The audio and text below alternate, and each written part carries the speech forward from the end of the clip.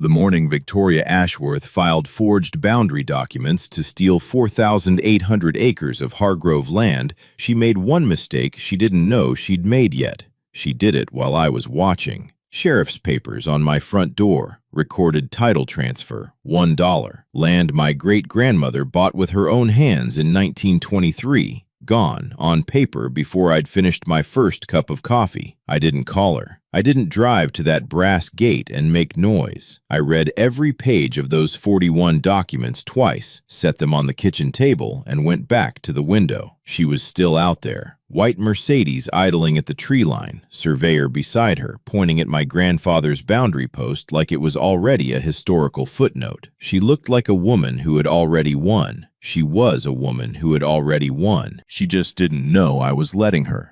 I had everything I needed to file a counter-complaint that afternoon. What I didn't have yet, what I needed her to hand me herself, was enough rope. And Victoria Ashworth, I already understood, was the kind of person who would keep pulling it out of the spool as long as no one told her to stop. So I didn't tell her to stop. I picked up my phone, opened a new note, typed the date, the time, and her license plate, and waited for her to make the next move. She made 17 more before I made mine. How confident does someone have to be to read another person's silence as surrender? And what happens when that confidence is exactly the trap? My name is Daniel Hargrove. I'm a structural engineer, 16 years calculating stress loads, failure thresholds, the exact amount of pressure a system can absorb before it stops holding and starts breaking. I work with numbers the way other people work with instinct, slow, methodical. I don't guess at tolerances, I measure them. I grew up on this land, not visiting, on it. I learned to drive in the East Pasture. I helped my father reshingle the stone farmhouse roof the summer I turned 14. I know where the soil goes soft after heavy rain, which fence posts need checking every spring, where the two natural water sources run clearest in July. This is not property to me in the way a deed describes property. It is the place where every version of me that has ever existed learned what it means to be responsible for something bigger than yourself. My great-grandmother Edna bought these 4,800 acres in 1923. She was a widow running a boarding house alone after her husband died, saving every dollar, keeping every receipt, building something that was supposed to outlast her by generations. She didn't inherit this land. She didn't marry into it. She earned it, transaction by transaction, in a county that didn't make that easy for a woman doing it alone. The deed is in her name. The handwriting on the original purchase agreement is hers. I am not a man who looks for confrontation. Ask anyone who has worked with me for more than a month. I don't raise my voice in project meetings. I don't send aggressive emails when a contractor misses a deadline. I mark the discrepancy, document the deviation, and follow the chain of accountability wherever it leads, quietly, completely, without announcing myself until the record is clean enough to be unambiguous. That is not passivity. That is how you build something that holds. My father was the same way. He used to say that the loudest man in the room is usually the one who hasn't figured out yet that he's already lost. I didn't fully understand what he meant until I was about 30 and watched a project manager scream his way through a budget dispute that a single well-timed email would have resolved in his favor. The screaming felt good for him. It cost him everything. I thought about my father the morning I set Victoria Ashworth's documents on the kitchen table. I thought about Edna, who never owed anyone anything, who built what she built without asking permission from people who would have told her no. I thought about what it means to be the person who holds a thing when it's under pressure, not to clutch it, not to panic, but to stand beneath the weight of it and calculate exactly how much more it can take before you have to move. I knew what Victoria had done. I knew it was illegal. I knew she had made a structural error she had no idea existed. I made a second cup of coffee, and I started building the case that would end her. There is a principle I learned not from a textbook, but from watching structures fail. When a load-bearing system reaches its breaking point, it almost never fails at the place you're watching. It fails at a joint 3 levels down that nobody checked because it looked fine. The visible crack, the obvious stress point, the place everyone is staring at, that's a distraction.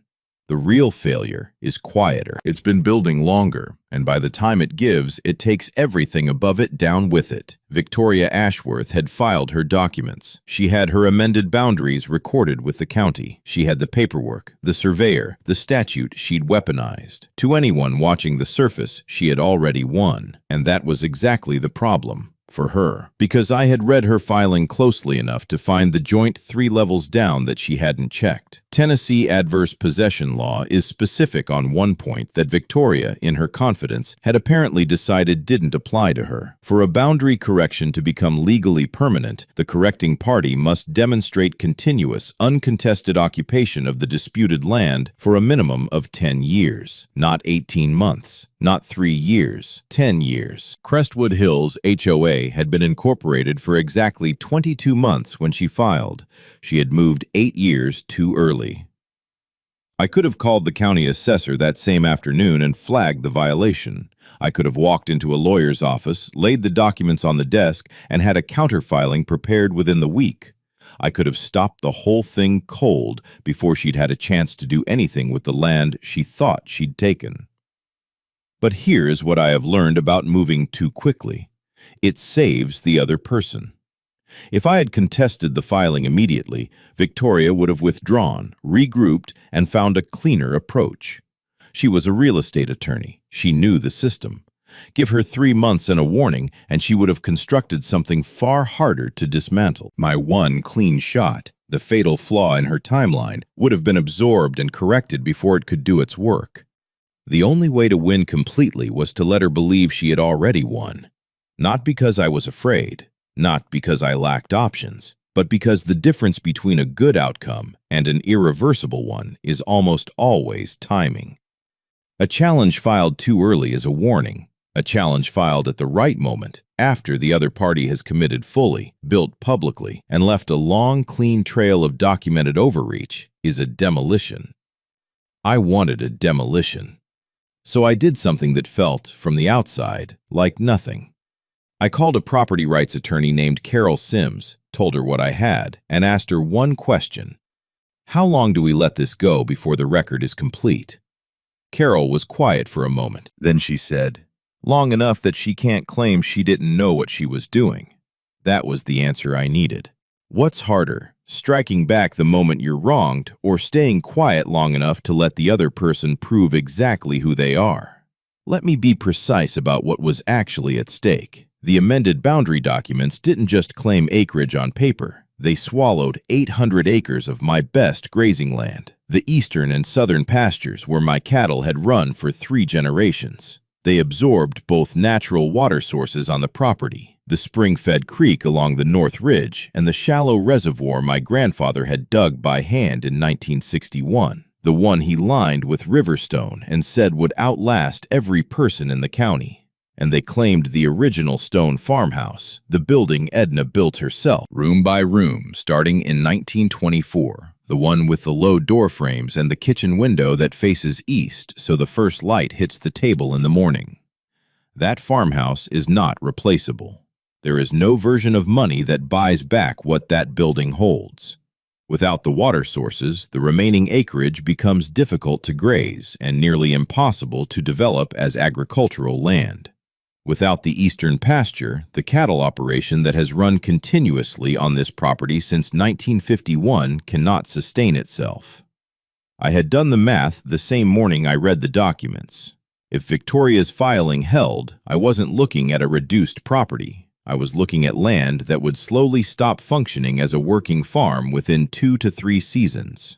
The financial exposure was real, but the thing I kept returning to wasn't the numbers. It was the image of Edna's kitchen. I have a photograph taken sometime in the late 1940s, my great-grandmother standing at that east-facing window, hands flat on the sill, looking out over the pasture like she was taking inventory of everything she'd built. She is not smiling in the photograph. She looks like a woman who understands exactly what she is responsible for and has decided she is equal to it. I had kept that photograph on my desk since my father passed it to me 12 years ago. The morning after the sheriff's papers arrived, I took it off my desk and put it in the kitchen, propped it against the window frame facing east. I needed to see it while I worked. Because here is the truth about waiting when something real is at stake. It costs you. Every day the document sat, recorded with the county, was a day the legal clock ticked in Victoria's direction. Every week I didn't contest was a week her position appeared more settled, more accepted, more permanent. I was not waiting because it was comfortable. I was waiting because incomplete evidence produces incomplete justice, and Edna's land deserved better than incomplete. 3 weeks after the filing, Victoria's crew showed up at the North Creek with a backhoe. I was in the barn running a fence inventory when I heard the machine. I walked to the tree line and watched 2 men in Crestwood Hills contractor shirts begin clearing brush along the bank, widening the access path, leveling the soft ground near the water's edge, laying down gravel for what looked like a vehicle staging area. A third man was photographing the water flow with a professional camera. Not a phone, a camera with a long lens and a notebook beside it. They were building infrastructure around a water source they had been in legal possession of for exactly 23 days. I stood at the tree line for 11 minutes. I counted. I did not walk out to speak to them. I did not call the county. I went back to the barn, finished my inventory, and then drove to the hardware store in town and bought 2 trail cameras, the kind with motion sensors and 30-day battery life, and mounted them on fence posts overlooking both water sources before dark. That evening, I called Carol. "They're moving faster than I expected," I told her. "Good," she said. "That means she's confident. Confident people don't cover their tracks." She was right. But there was something else I noticed that evening that Carol hadn't mentioned, and that I couldn't stop thinking about. Victoria wasn't just moving fast. She was moving visibly. The contractor shirts had the Crestwood Hills logo on the chest. The backhoe had a magnetic sign on the door. She wasn't trying to be quiet about any of this. She wanted the work to be seen. By me, by anyone driving past on the county road, by every resident inside those brass gates. This was not the behavior of someone who expected to be challenged. This was the behavior of someone performing ownership for an audience. And that told me something critical.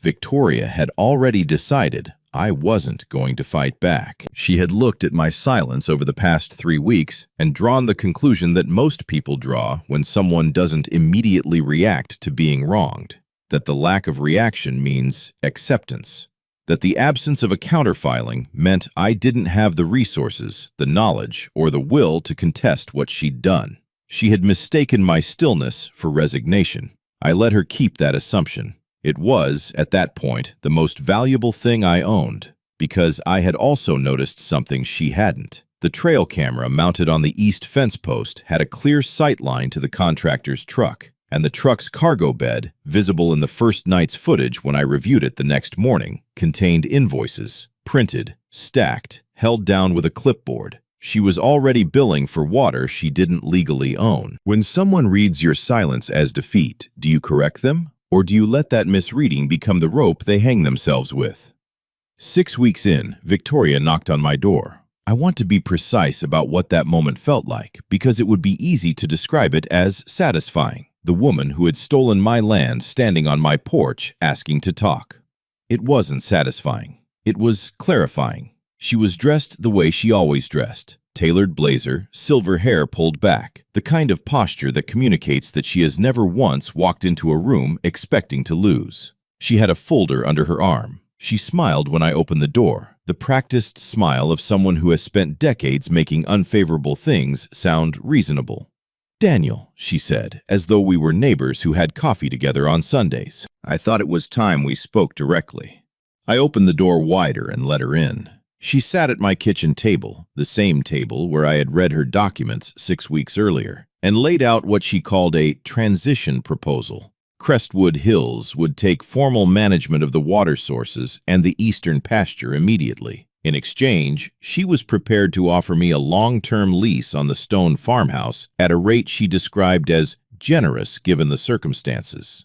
I would retain residential access. The HOA would handle maintenance. She had already had an attorney draft the paperwork. She slid the folder across the table toward me. I looked at it. I did not pick it up. "Victoria," I said, "I appreciate you coming in person." She nodded, already moving toward the next part of her prepared speech. "I'll need some time to review this," I said. That was all I said. She waited for more, a counteroffer, an objection, some indication of where I stood. When none came, something shifted almost imperceptibly in her expression. Not quite confusion, more like recalibration. She had walked in expecting negotiation and received instead a stillness she didn't know how to read. She left 20 minutes later with her folder, telling me to take whatever time I needed and that she was confident we could reach an arrangement that worked for both parties. I closed the door and stood in the hallway for a moment. I could have handed her the Tennessee statute right there. I could have watched the color drain from her face at my own kitchen table, in private, with no witnesses and no record. I could have ended it that afternoon. But a private defeat gives a person like Victoria Ashworth room to maneuver. She would have regrouped quietly, found a workaround, reframed the narrative before anyone else knew what had happened. She needed to be corrected in a way she couldn't spin, couldn't minimize, couldn't absorb and redirect. She needed to be wrong in public, in front of people who trusted her, with documentation she couldn't dispute. That required more time, more rope. I went back to my desk and updated my log. Week 6. Lease offer rejected without confrontation. Subject unaware filing is invalid. Construction at North Creek continuing. Camera footage archived. Carol notified. Then I went back to work. Is it harder to hold your ground quietly when someone is sitting across from you, offering you a way out that almost sounds reasonable? The 2 months that followed Victoria's visit were the quietest I have ever been in my life. Not quiet in the way of someone who has nothing to say. Quiet in the way of someone who is listening so carefully that speaking would ruin it. I watched her operation take shape with the patience of a man reading a structural report he already knows is going to fail. Not looking for the failure because he's already found it, but cataloging every load-bearing decision the architect made so that when the building comes down, there is no question about why. By week 9, Victoria had installed commercial irrigation infrastructure connecting the North Creek to 3 landscaping contractors who serviced properties throughout Crestwood Hills. She was charging $60 per truckload, cash preferred, with no formal billing documentation visible to anyone outside the arrangement. By week 11, she had added a line item to the monthly HOA statement, Natural Resource Maintenance Fee, $47 per household, 51 households, every month. She was charging her own neighbors for water rights she didn't legally own. I documented every truckload, date, time, vehicle, approximate volume. The trail cameras ran continuously. Carol received weekly updates. My log, which had started as a single notebook, had expanded to 3. What I was watching was not just fraud. It was a pattern, systematic, repeated, increasingly brazen. Every week Victoria didn't hear from me was a week she added another transaction to a record she didn't know I was keeping. Every month she billed the HOA was another month of documented income she hadn't reported anywhere I could find. She was building my case for me, and she was doing it with the confidence of someone who had looked across the table at me 6 weeks earlier, received nothing but a polite request for time, and concluded that the man sitting in that farmhouse was not a problem worth worrying about. I think about that sometimes, how much damage a person can do to themselves simply because they misjudged who was watching. She never once looked at the fence posts. Month 3 was when I stopped just watching and started building. Not publicly, not in any way Victoria would have noticed if she had been paying attention, which she wasn't. But the passive phase, the pure observation, the documentation, the waiting, had given me enough of a foundation that Carol and I agreed it was time to begin laying the structure that would eventually come down on top of everything Victoria had constructed. The first thing I did was commission an independent title search. Not through the county, not through anyone connected to Crestwood Hills, but through a firm in Nashville that specialized in rural property rights and had no prior relationship with anyone in this county.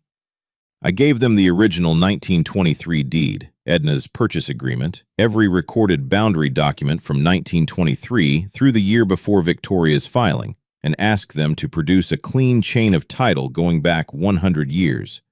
It took them 6 weeks. What they returned was exactly what I needed: an unbroken, fully documented record of continuous Hargrove ownership, with no gap, No ambiguity, and no historical misalignment of any kind. The boundary Victoria had described as a 1941 surveying error did not exist in any document predating her own filing. She had not corrected a historical mistake. She had manufactured one. The second thing I did was request the original incorporation documents for Crestwood Hills HOA from the Tennessee Secretary of State's office. Standard public record request, nothing that would raise a flag. What came back confirmed what I had already suspected from the timeline. The HOA had been incorporated 22 months before Victoria's boundary filing. Not 10 years, 22 months. Carol reviewed everything over 2 evenings and called me on the third morning. "Daniel," she said, "she handed us everything."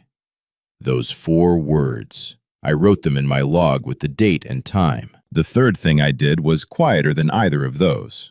I drove to the county assessor's office and requested copies of every tax record associated with the disputed acreage going back 30 years. I sat at a public terminal for 4 hours, cross-referencing payment histories, ownership notations, and assessment records.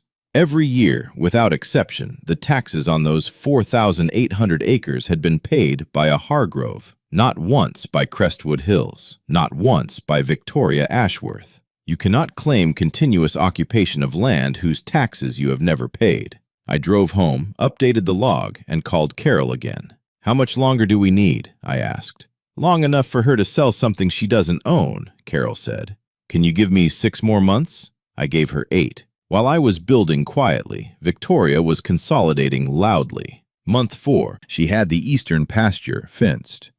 Not a temporary barrier, a permanent post and rail installation with Crestwood Hills HOA signage mounted at 40-foot intervals. Private property, no trespassing, managed by Crestwood Hills Community Association. My cattle, which had grazed that pasture continuously since my father restocked the herd in 1987, had to be relocated to the smaller northern lot. Capacity dropped by roughly 40%. I had to lease supplemental grazing land from a neighbor 2 miles down the county road at $800 a month. That was real money, real loss, real inconvenience compounding every week. Month 5, she redirected the irrigation line from the North Creek in a way that reduced natural flow to the lower portion of the property by an amount my neighbor, a retired hydrologist who had lived adjacent to this land for 30 years, described as not accidental. The reservoir my grandfather had built began dropping, slowly but measurably. I documented the water levels every 3 days with a marked stake and a photograph. Month 6, Victoria hired her nephew, a surveyor with a 1-year license and an office address that turned out to be a UPS store, to conduct what she called a supplemental boundary verification. He filed amended documents with the county claiming an additional 120 acres of Hargrove land, citing survey markers that, when I drove out to locate them, did not exist. She was expanding. Each month I absorbed the loss, updated the log, forwarded the documentation to Carol, and did not file a single public objection. From the outside, from Victoria's perspective, from the perspective of anyone watching this situation, I was a man being steadily reduced, losing pasture, losing water, losing acreage on paper, doing nothing visible about any of it. The fence posts with my cameras on them were still running. By month 6, I had documented 43 separate water sales, 2 fraudulent survey filings, and $34,000 in HOA fees collected against natural resources Victoria did not legally control. The record was becoming unignorable. I kept waiting anyway. Month 7, Victoria sent a community newsletter. I received a copy because my mailing address fell within the HOA's self-declared service boundary. Another detail she had apparently decided was reasonable. The newsletter was 4 pages, professionally printed, full color, with a photograph of the newly fenced eastern pasture on the front cover under the heading, "Crestwood Hills Expands Community Green Space." I read it at the kitchen table, next to Edna's photograph. Page 2 contained a section titled, "A Note on Our Boundary Restoration Project."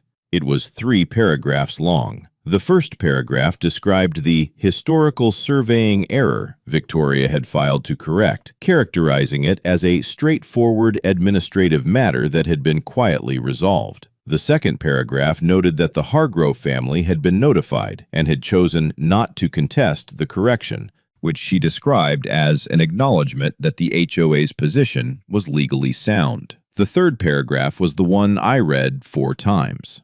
We understand that change can be difficult for longtime area residents. The Hargrove family has been part of this community's history, and we respect that. But progress requires clarity, and clarity sometimes requires uncomfortable conversations. We are grateful that Mr. Hargrove has shown the wisdom to recognize what the records clearly demonstrate. We look forward to developing this space in a way that benefits every resident of Crestwood Hills. She had announced my surrender to 51 households. She had told her community, people who paid her fees, trusted her governance, believed her newsletters, that I had reviewed the situation and accepted her position, that my silence was concession, that the man who had done nothing visible for 7 months had done nothing because he had nothing.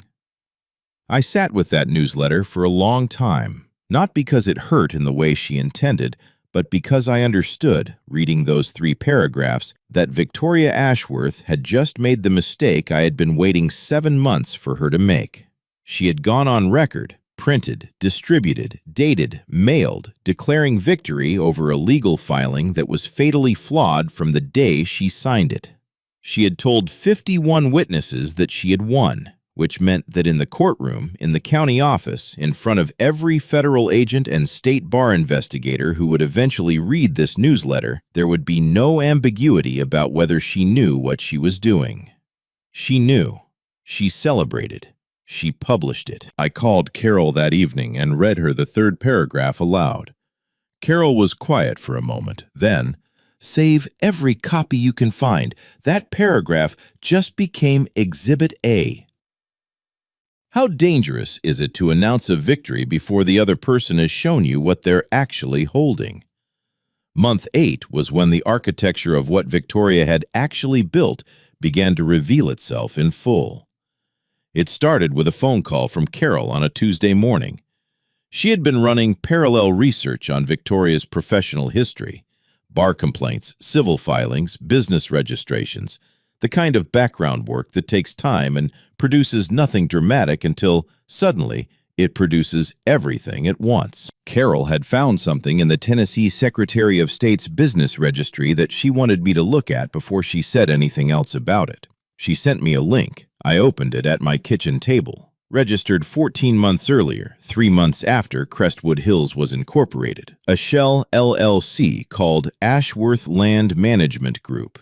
Registered agent, a Nashville law firm. Managing member, Patricia Whitmore. I ran that name through every public database I had access to. Patricia Whitmore did not appear to exist outside of this single filing. Whitmore was Victoria's maiden name. Carol had also pulled the HOA's operating account statements, obtained through a public records request filed quietly through a third-party researcher, and cross-referenced them against the Shell LLC's registration date. What she found was a pattern of wire transfers, modest at first, then increasing in frequency and amount, from the Crestwood Hills operating account into a holding account that connected through 2 intermediate steps to Ashworth Land Management Group. In 14 months, $160,000 had moved out of HOA accounts that Victoria controlled and into a company that Victoria owned under a name that was not Victoria's name. She hadn't just stolen my land. She had been stealing from her own neighbors the entire time. Every family inside those brass gates who had paid their HOA fees trusted the financial governance, believed the annual budget reports Victoria presented at community meetings. They had been funding a private account she had constructed specifically to obscure her ownership of it. Carol notified me that she was preparing referrals simultaneously to the FBI Financial Crimes Unit, the IRS, and the Tennessee State Bar, but she wanted one more thing before we filed anything. A witness from inside Crestwood Hills, someone who had been present at board meetings, who had seen the financial reports, who could testify that residents had been actively misled and not merely uninformed. I already knew who that person was. His name was Robert Kimball, retired high school principal, 20-year Crestwood resident, a quiet man with a reputation in the community for asking inconvenient questions at board meetings that Victoria consistently deflected with procedural motions. I had seen his name in the meeting minutes I'd obtained. I had noticed that his requests for financial transparency appeared in the record 7 times over 2 years and had been denied or tabled every single time.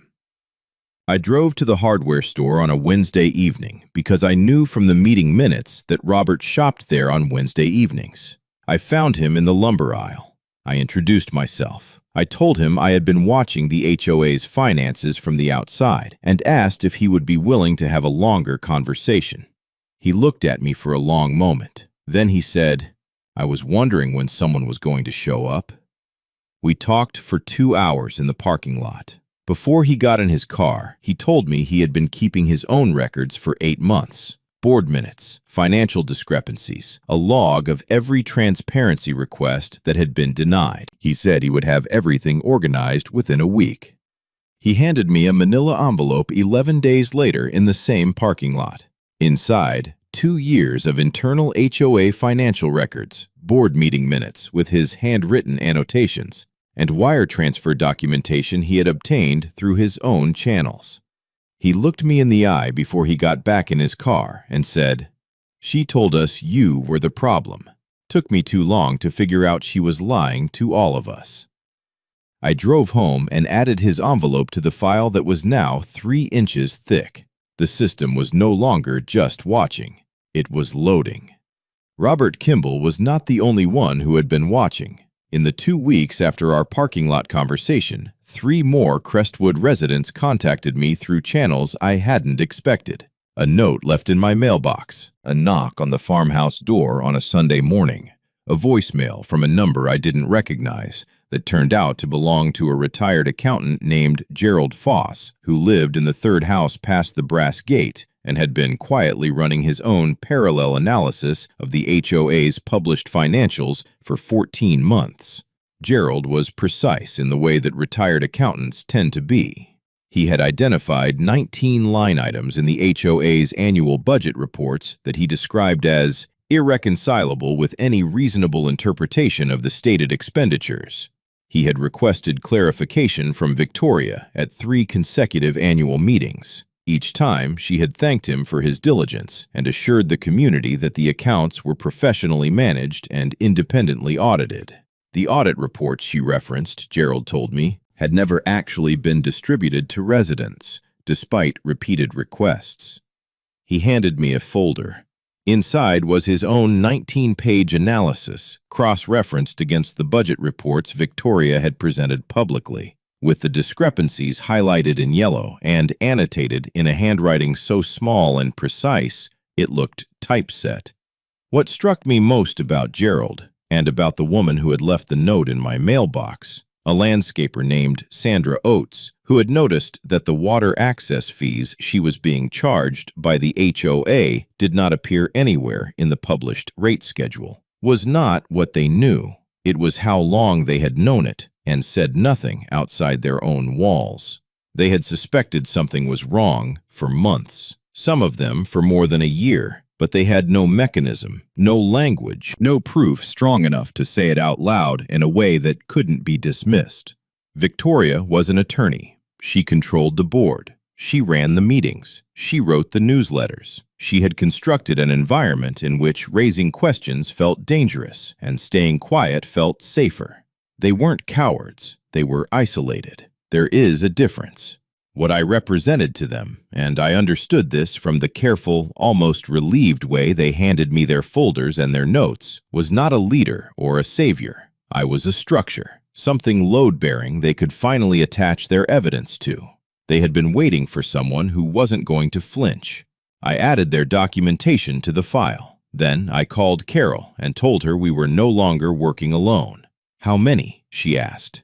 "Enough," I said. Month 10 was when the waiting stopped feeling strategic and started feeling dangerous.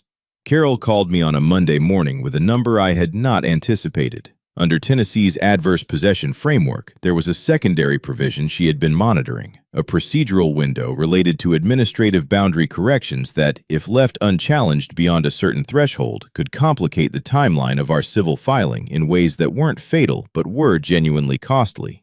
The window closed in 63 days. 63 days was not a long time, not with the volume of documentation we were still organizing, the federal referrals that needed to be sequenced correctly, and the safe harbor agreements Carol had drafted for the 38 Crestwood residents who had been deceived and deserved protection before anything went public. "We can file now," Carol said. "The core case is solid. We have the title chain, the 10-year violation, Robert's financials, Gerald's audit analysis, the camera footage, the water sale records, the fraudulent survey. We have enough." I was quiet for a moment. "Or," I said, "or we use the next 45 days to make it not just solid, but irreversible. Get the federal referrals pre-coordinated so everything hits simultaneously. Get the safe harbor agreement signed and returned before she has any warning. Get the IRS referral documented cleanly. Give the FBI enough lead time to prepare their own filing independently so we're not carrying their timeline." I looked at Edna's photograph on the windowsill. 45 more days meant 45 more days of the fenced pasture, the reduced water flow, the supplemental grazing costs. It meant 45 more days of Victoria sending newsletters to 51 households describing my land as community green space. It meant 45 more days of the fraudulent survey sitting in the county record unchallenged. It also meant that when we finally moved, there would be nowhere for her to go. A filing made now would win the land back. I was confident of that. Carol was confident of that. But a filing made in 45 days, coordinated with federal agencies, protected by safe harbor agreements, supported by insider testimony and 10 months of documented financial fraud, that filing would not just win the land back, it would end Victoria Ashworth's career, her freedom, and every financial structure she had built on top of what she had taken. The difference between those two outcomes was 45 days. I told Carol to take the 45 days. Then I hung up the phone and stood in the kitchen for a long time, listening to the sound of the water running lower than it should in the creek outside, looking at the fence line where my grandfather's boundary post had stood for 60 years before Victoria's crew photographed it as a historical error. 45 days. I went back to work. Does justice delayed always mean justice weakened? Or are there moments when the only way to make something permanent is to make sure it's complete? The safe harbor agreements went out on a Thursday. Carol had drafted them carefully. Full legal immunity from civil and criminal exposure in exchange for cooperation and testimony. 38 households, decent families who had paid their fees on time, trusted their HOA governance and had no knowledge of what Victoria had been doing beneath the surface of every budget meeting and community newsletter. They deserved the chance to be on the right side of what was coming without having to figure out how to get there on their own. Robert Kimball coordinated delivery. He knew which neighbors to approach first, which ones needed more explanation, which ones would sign immediately, and which ones needed a conversation. He spent 4 days moving quietly through Crestwood Hills, knocking on doors in the evenings, sitting at kitchen table, explaining what the agreement meant and what it didn't mean. He told me later that not a single household refused. Most of them, he said, looked at the document for less than a minute before picking up a pen. They had known something was wrong. They just hadn't had anywhere to put it. By the end of that week, 36 signed agreements were in Carol's office. The remaining 2 arrived by the following Tuesday. Every resident who had been deceived was now protected. The net Carol and I had been building for 10 months was, for the first time, fully closed on one side. The federal coordination came together in the final 2 weeks. Carol's criminal referral to the FBI Financial Crimes Unit had been in preparation for 6 weeks, but the sequencing had required careful timing. The referral needed to be filed early enough for the Bureau to prepare their independent documentation, but not so early that Victoria's attorney network, which was considerable, picked up any signal before the civil filing landed simultaneously.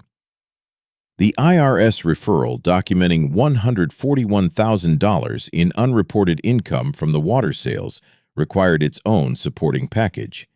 3 months of camera footage, the contractor invoices Gerald had obtained, the HOA billing records cross-referenced against Victoria's personal tax filings for the relevant years. The state bar complaint required the most precise language. Carol spent 3 evenings on it alone. Conduct unbecoming a licensed attorney, abuse of administrative statutes for personal financial gain, filing false public records, misrepresentation to clients and community members. Each charge sourced to a specific document, a specific date, a specific action Victoria had taken while holding a license that obligated her to a standard she had not merely failed, but systematically inverted. And then there were the property liens. Carol had identified 7 board members who had knowingly signed the fraudulent boundary filing, not deceived signatories, knowing ones, people who had sat in a room with Victoria, reviewed the documents, understood what they were authorizing, and signed anyway. Each of them owned a home in Crestwood Hills. Each of those homes was now subject to a lien calculated to the penny against the damages their signatures had helped produce. I reviewed the final filing package on a Sunday evening at Carol's office. 4 inches of organized, sourced, cross-referenced documentation. Every claim supported, every number verified, every date confirmed against independent records. Carol looked at me across the table when we finished. 10 months ago, she said, she could have stopped at the filing and walked away with a boundary dispute nobody could afford to fight. You know that. I know, I said. She kept going. She did. Carol closed the folder. Monday morning, she said. Everything at once. 4 days before Monday morning, Carol called me with a problem. A local news outlet, a small regional paper that covered county records as a matter of routine, had picked up our withdrawal filing. Carol had submitted it as a procedural step, a necessary piece of the sequencing. We needed to formally withdraw the preliminary counterclaims we had filed 8 months earlier as a placeholder, clearing the docket so our full filing could land clean and uncontested on Monday. It was a technical move. It meant nothing except to someone who understood the complete architecture of what we were building. The paper didn't understand the architecture. The headline ran on a Thursday morning. Hargrove family withdraws legal challenge to HOA boundary claims. 3 sentences, no context, no mention of what had been filed, what was coming, or why the withdrawal had happened. Just the bare fact of it, stripped of everything that would have made it comprehensible, dropped into the county news feed like a white flag. I read it on my phone standing in the barn. By noon, Victoria had sent a community newsletter. This one was 2 pages. The front page carried a photograph I had not anticipated. My stone farmhouse, photographed from the eastern pasture, framed by the new HOA fence line, captioned, "The Future of Crestwood Hills Community Green Space." She had been holding that photograph, waiting for a moment that looked enough like victory to use it. The newsletter text was worse than the photograph. She wrote that the Hargrove family's withdrawal confirmed what she had maintained from the beginning, that the boundary correction was legally sound, historically accurate, and uncontestable. She wrote that the community could now move forward with confidence. She announced that she had begun soliciting bids from golf course architects for the eastern pasture development. She described the stone farmhouse as a charming historical structure with significant amenity potential, and noted that renovation planning would begin in the new year. She threw a celebration dinner that Saturday evening, catered, open bar. I could see the lights from the farmhouse porch. I could hear, faintly, the sound of people laughing inside the brass gates. She had custom napkins printed. I found out later from Robert, who had attended under the guise of a concerned resident gathering information, that the napkins read, "Community Prevails." I stood on Edna's porch that Saturday night and listened to the party and felt something I want to be honest about, because this story is not useful if I pretend the waiting was easy. It was not easy. 10 months of documented patience does not make it painless to stand on your great-grandmother's land and listen to someone celebrate having taken it. The farmhouse behind me was still mine in every way that mattered, legally, morally, historically, but the paper said otherwise, and paper has weight when you are standing alone in the dark. I thought about Edna. I thought about what it had cost her to build this, not just the money, not just the labor, but the specific kind of courage required to build something permanent when everything around you is telling you that people like you don't get to keep things. She had kept it anyway. I went inside. I made coffee. I looked at her photograph on the windowsill, the one where she is standing at this same east-facing window with her hands flat on the sill, not smiling, taking inventory of everything she was responsible for. 48 hours. I went to bed. How much does it cost a person, not in money, not in law, but in something quieter and harder to name, to stand in the dark and let someone celebrate a victory that isn't real yet? I want to tell you something about my father that I have not told many people. He died 11 years ago, in the spring, in the stone farmhouse, in the room with the east-facing window. He had been ill for 2 years, and he handled it the way he handled everything, without dramatics, without complaint, with a kind of steady attention to what still needed doing that made the people around him feel steadied rather than burdened. The last coherent conversation I had with him was about the fence line on the North Ridge, which had been shifting incrementally for 3 seasons and needed to be restaked before the ground froze again. He was not a sentimental man in the way people usually mean that word. He didn't make speeches. He didn't say things like, "This land is your legacy," or "Don't let anyone take what's yours."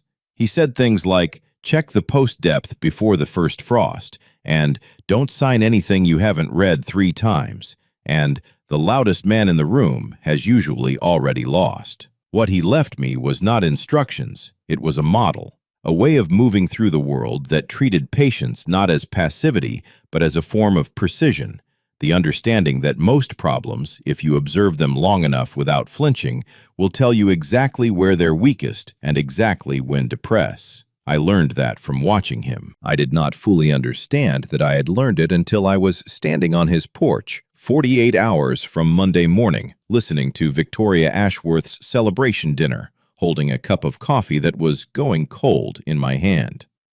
The waiting had cost me real things. $800 a month in supplemental grazing fees for 6 months. Reduced water flow I had documented but not yet recovered. 43 documented water sales I had watched happen without intervening. 10 months of newsletters describing my land in language that treated my family's history as an amenity. One Saturday night, standing in the dark, listening to people toast a victory over something that had not, in any permanent sense, been won. I paid all of it. Not because I had no choice, because the alternative, moving too early, winning incompletely, giving Victoria the warning she needed to reconstruct what I had found, would have cost something I could not calculate and could not replace. My father once told me that the hardest thing about being responsible for something is that responsibility doesn't pause when you're tired. You don't get to set it down because the weight of it is inconvenient. You carry it until the job is finished, and then you set it down, cleanly, on your own terms, at a time of your choosing. Sunday night, I set Edna's photograph face down on the kitchen table, not because I was done with it, because tomorrow I wouldn't need the reminder anymore. Monday morning, February, 6:17 a.m. I was already at my desk when Carol sent the confirmation. Everything filed, everything time-stamped, everything simultaneous. I read the message twice, set my phone face down on the desk, and listened to the creek outside. The water was still running lower than it should. For the last time. Here is what landed on Victoria Ashworth's world between 6 a.m. and noon on that Monday, in the order Carol and I had sequenced it across 10 months of preparation. At 6 a.m., Carol filed the civil lawsuit in federal district court, citing Tennessee's 10-year adverse possession requirement, the fatal flaw Victoria had built her entire operation on top of. the joint 3 levels down that she had never checked.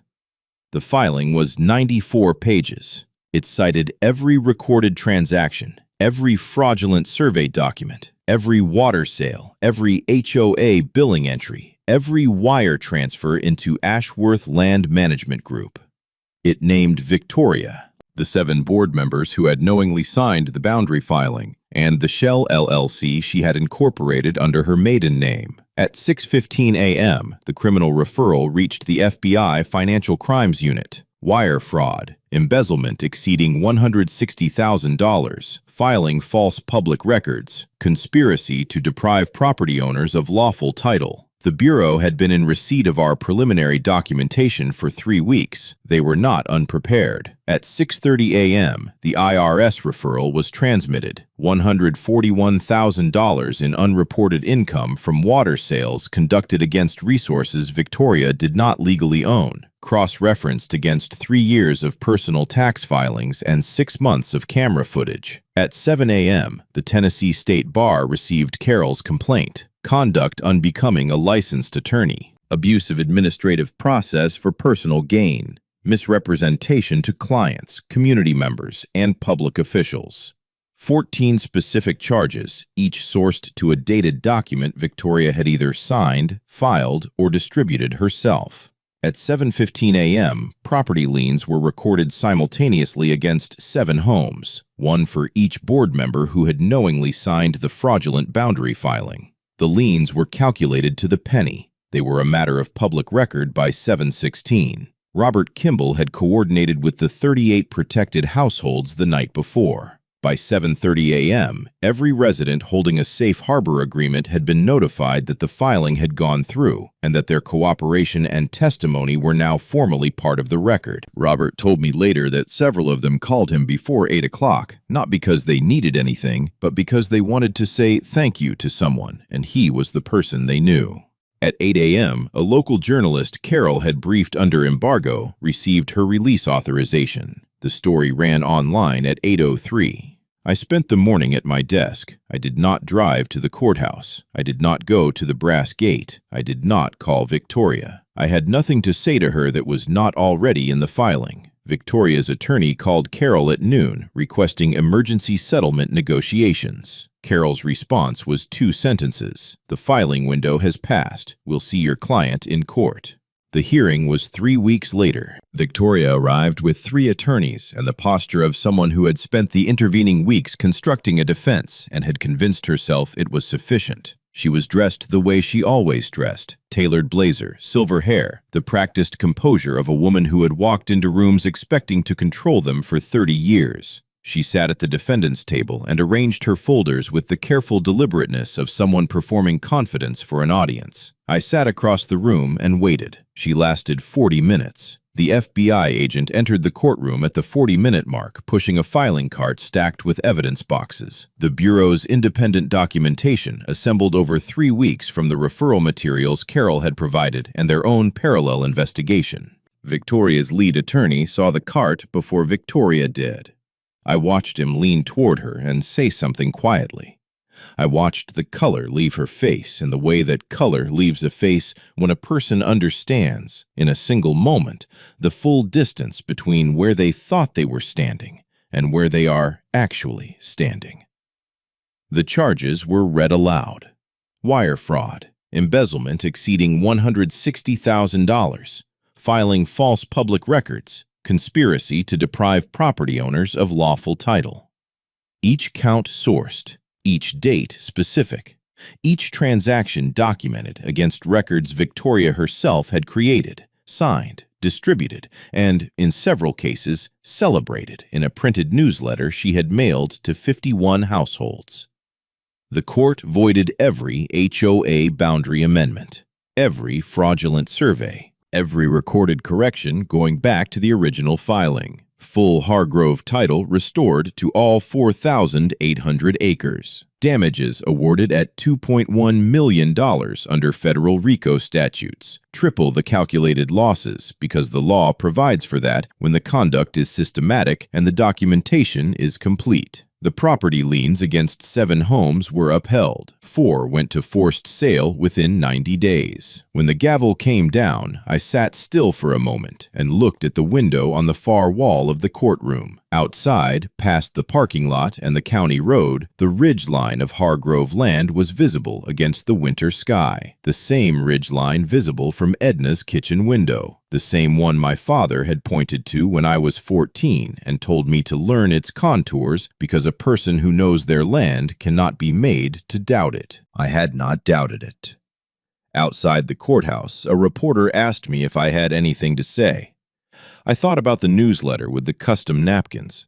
I thought about the Saturday night party and the lights through the brass gate and the coffee going cold on the porch.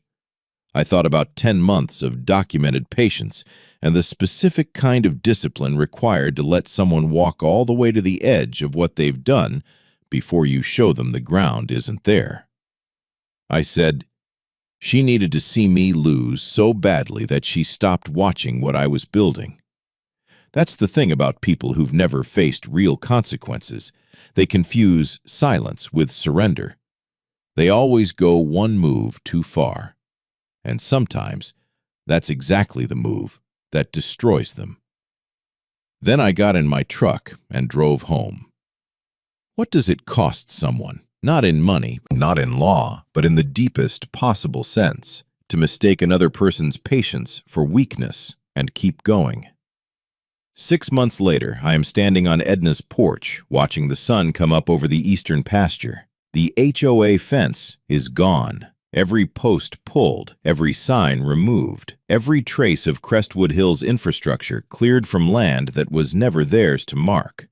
The North Creek is running clean at full flow again. The irrigation diversion Victoria's crew had installed was dismantled the week after the hearing, and the water level in my grandfather's reservoir has been climbing steadily since March. I check it every few days with the same marked stake I used to document the decline. It is nearly back to where it was the summer before Victoria filed her documents. The cattle are in the eastern pasture. I moved them back on a Tuesday morning in April, opened the gate, and watched them walk through it like they had never left. They probably didn't understand what had happened. That was fine. I understood enough for all of us. Victoria Ashworth was sentenced to 9 years in federal prison. Her law license was revoked 14 days after the hearing. The Shell LLC she had incorporated under her maiden name was dissolved by court order, its remaining assets liquidated and distributed to the 38 households whose HOA fees had funded it. Gerald Foss's 19-page financial analysis was entered into the record and cited specifically in the sentencing documentation as evidence of systematic and deliberate concealment. Of the 7 board members whose homes were liened, 4 lost their properties to forced sale. The remaining 3 negotiated settlements that will follow their credit histories for the foreseeable future. None of them have publicly commented on what happened. I do not expect they will. Robert Kimball now runs the Crestwood Hills Voluntary Neighborhood Association, a replacement organization formed by the residents themselves in the months after Victoria's arrest, with no mandatory fees, no Byzantine bylaws, and financial records posted publicly on a shared drive that any resident can access at any time. Robert told me at the hardware store last month that attendance at the first 3 meetings had been higher than any HOA meeting Victoria ever ran. I believe him. I took Edna's photograph off the kitchen table the morning after the hearing and put it back on my desk, where it has always lived. I looked at it for a long time before I set it down. She is standing at the east-facing window with her hands flat on the sill, not smiling, taking inventory of everything she built. She looks like a woman who understood that the things worth having are the things worth defending, not loudly, not hastily, but completely, and on your own terms, at a time of your choosing. She never owed anybody anything. She worked too hard for that. So did I. There is a structural principle I have applied for 16 years. A system under pressure does not fail where it is strongest. It fails at the foundation. At the joint, no one checked. At the flaw, the architect was too confident to look for. Victoria Ashworth built something on top of a fatal error and then spent 10 months making that error impossible to survive. She handed me every piece of what destroyed her. I just gave her enough time to finish the job. The water is running. The cattle are grazing. The farmhouse is standing. My great-grandmother bought this land with her own hands in 1923 and kept it through everything the world put in front of her. I kept it through this. Some things are worth the wait.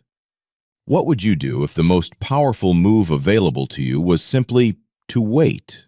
If you're dealing with something like this, an HOA that writes its own rules, a system that assumes your silence means consent, a situation where the only person who seems to know what's happening is the person causing it, drop it in the comments. I'm reading every one.